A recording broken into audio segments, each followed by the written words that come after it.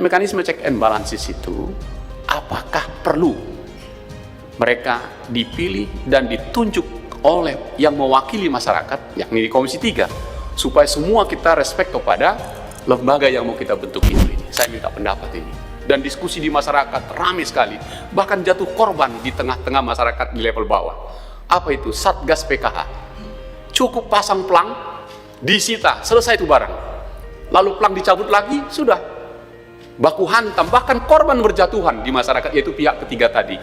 Padahal siapa yang sudah memiliki tanah itu, dia harus berkuasa penuh terhadap itu. Tapi faktanya hilang. Nah, apakah model Satgas PKH ini adalah pra untuk perampasan aset ini? Atau cara baru, atau cara yang dilakukan Satgas PKH untuk memulai? Kalau soal Satgas nggak berani ngomongnya, gimana gitu? Memang sudah pakai kekuasaan gitu.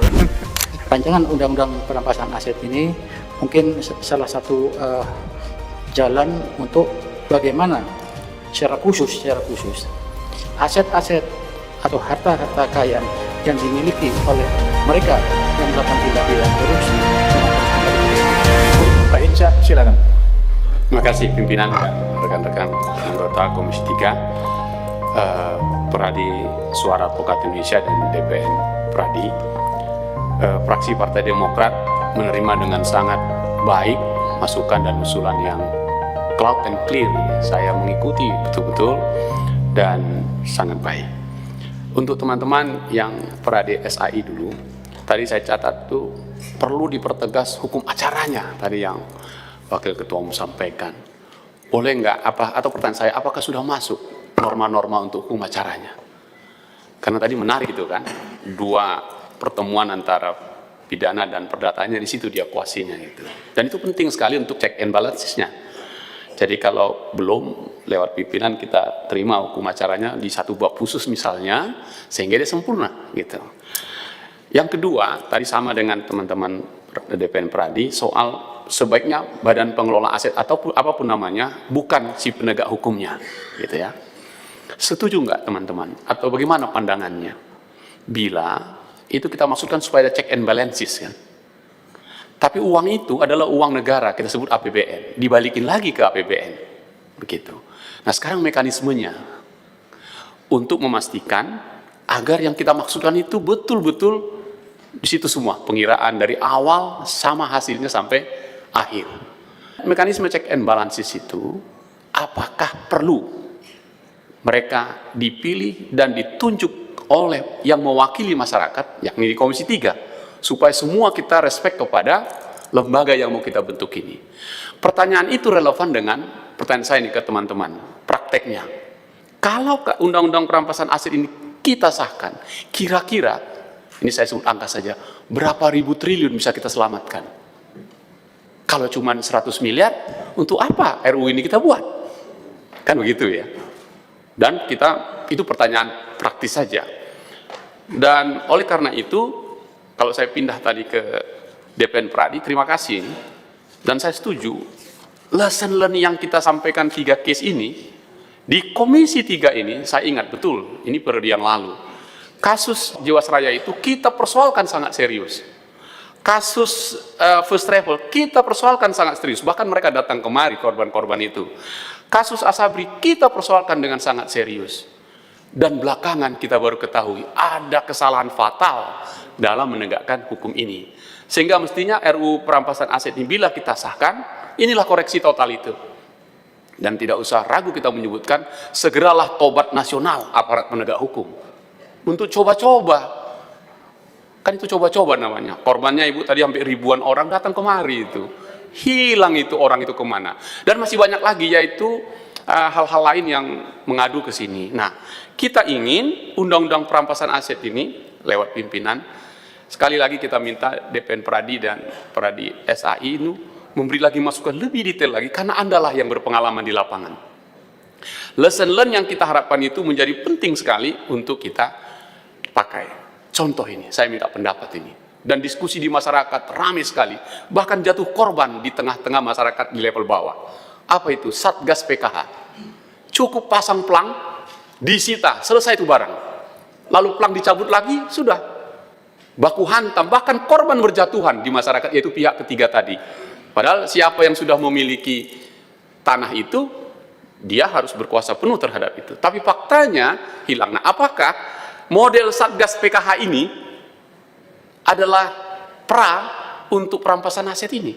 Atau cara baru, atau cara yang dilakukan Satgas PKH untuk memulai perampasan aset ini? Saya khawatir kalau ini kita buka semua, tadi itu pasti pihak ketiganya terabaikan, dan pasal 28 huruf H ayat 4 itu terlanggar itu. Terlanggar itu. Nah, pertanyaan saya begini. Apakah bisa kita masukkan satu klausul di situ, ketentuan peralihan, Satgas PKH itu dibubarkan dan minta dikembalikan hak-hak pihak ketiga yang telah terambil korban berjatuhan tadi? Maksud saya, ini kan lesson learn yang sedang berjalan. RUU perampasan asetnya sedang berjalan.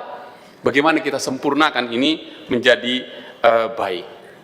Jadi pimpinan, saya kira kita minta bantuan lagi teman-teman Pradi SAI dan DPN Pradi. Pertanyaan-pertanyaan saya tadi barangkali nggak bisa dijawab sekarang, tapi kita butuh lagi hukum acaranya dan lesson learn dari Ibu Tampu Bolon dan kawan-kawan tadi. Dari situ kita punya pengalaman, yes, ini tidak boleh perampasan aset ini, kalau saya kutip kata-kata ini yang bagus sekali ini. Mari kita rampas aset para koruptor, tetapi jangan pernah kita rampas hak asasi warga negara yang tidak bersalah. Saya kira kami di sini berpihak pada ini, kedua-duanya. Sekali lagi, mari kita rampas aset para koruptor, tetapi jangan pernah kita rampas hak asasi warga negara yang tidak bersalah atau yang beritikat baik itu. Ini saja pertanyaan saya, mohon nanti tambahan lagi, sekedar minta masukan tambahan. Sekali lagi, saya sangat mengapresiasi masukan kedua lembaga yang sangat terhormat ini. Terima kasih. Sekali lagi, saya mau mengatakan begini, terima kasih yang sangat kepada Komisi 3 yang sekarang ini betul-betul tampak selalu meminta masukan dari masyarakat.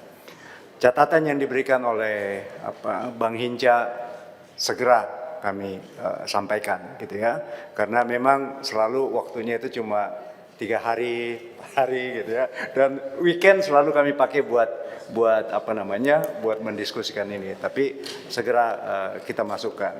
Nah, yang tadi itu memang itu saya katakan, Bang, negara memang berhak merampas hasil kejahatan, namun negara tidak boleh merampas prinsip-prinsip negara hukum.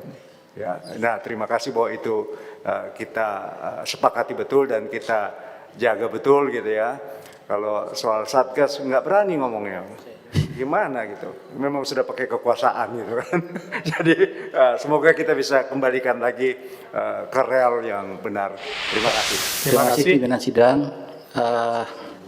Saya cukup mengapresiasi, DPN Pradi cukup mengapresiasi atas niat baik daripada Komisi 3 DPR yang akan membahas rancangan undang-undang perampasan aset terkait tindak pidana.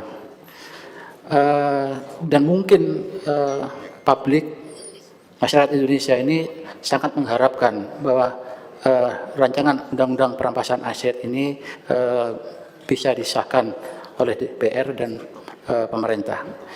Kalau saya melihat ini bukan persoalan pribadi. Presiden Prabowo Subianto itu setiap kali pidato menunjukkan semangatnya untuk berantas korupsi, gitu.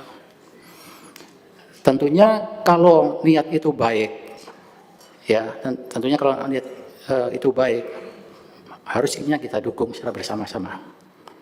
Jadi saya kira rancangan undang-undang perampasan aset ini mungkin salah satu jalan untuk bagaimana secara khusus aset-aset atau harta-harta kekayaan yang dimiliki oleh mereka yang melakukan tindak pidana korupsi memang harus kembali kepada negara.